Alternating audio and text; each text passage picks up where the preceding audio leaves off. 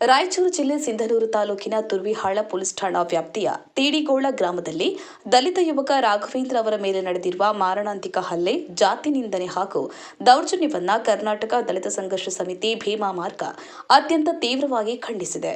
ಪ್ರಕರಣದ ಆರೋಪಿಗಳಾದ ಶರಬಣಗೌಡ, ತಿಮ್ಮನಗೌಡ, ಯಂಕರೆಡ್ಡಪ್ಪ ಅವರನ್ನ ಇದುವರೆಗೆ ಬಂಧಿಸದೇ ಇರುವುದು ಪೊಲೀಸ್ ಇಲಾಖೆಯ ನಿರ್ಲಕ್ಷ್ಯವೇ ಅಥವಾ ಪ್ರಭಾವಿಗಳಿಗೆ ಮಣಿದ ಪರಿಣಾಮವೇ ಎಂಬ ಗಂಭೀರವಾದ ಅನುಮಾನ ಸಾರ್ವಜನಿಕರಲ್ಲಿ ಮೂಡಿದೆ. ದಲಿತರ ಮೇಲೆ ದೌರ್ಜನ್ಯ ನಡೆಸುವವರಿಗೆ ಕಾನೂನಿನ ಭಯವೇ ಇಲ್ಲದಂತಾಗಿದೆ. ಇಂತಹ ಘಟನೆಗಳನ್ನು ಸಹಿಸಿಕೊಂಡು ಮೌನವಾಗಿ ಕುಳಿತುಕೊಳ್ಳುವ ಪ್ರಶ್ನೆಯೇ ಇಲ್ಲ. ಪ್ರಕರಣದಲ್ಲಿ ಭಾಗಿಯಾಗಿರುವ ಎಲ್ಲ ಆರೋಪಿಗಳನ್ನು ತಕ್ಷಣ ಬಂಧಿಸಿ ಪರಿಶಿಷ್ಟ ಜಾತಿ ಮತ್ತು ಪರಿಶಿಷ್ಟ ಪಂಗಡಗಳ ಕಾಯ್ದೆಯಡಿ ಕಠಿಣ ಕ್ರಮ ಕೈಗೊಳ್ಳಬೇಕು. ಸಂತ್ರಸ್ತರಿಗೆ ನ್ಯಾಯ, ಅವರ ಕುಟುಂಬಕ್ಕೆ ಪೊಲೀಸ್ ರಕ್ಷಣೆ ಹಾಗೂ ಸರ್ಕಾರದ ನಿಯಮಾನುಸಾರ ಪರಿಹಾರ ನೀಡಬೇಕು.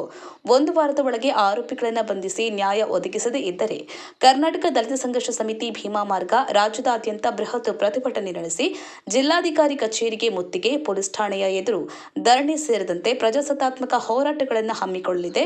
ಈ ಹೋರಾಟದಿಂದ ಉಂಟಾಗುವ ಎಲ್ಲಾ ಬೆಳವಣಿಗೆಗೆ ರಾಜ್ಯ ಸರ್ಕಾರ ಮತ್ತು ಪೊಲೀಸ್ ಇಲಾಖೆಯೇ ಸಂಪೂರ್ಣವಾದ ಹೊಣೆಗಾರರಾಗಿರುತ್ತಾರೆ.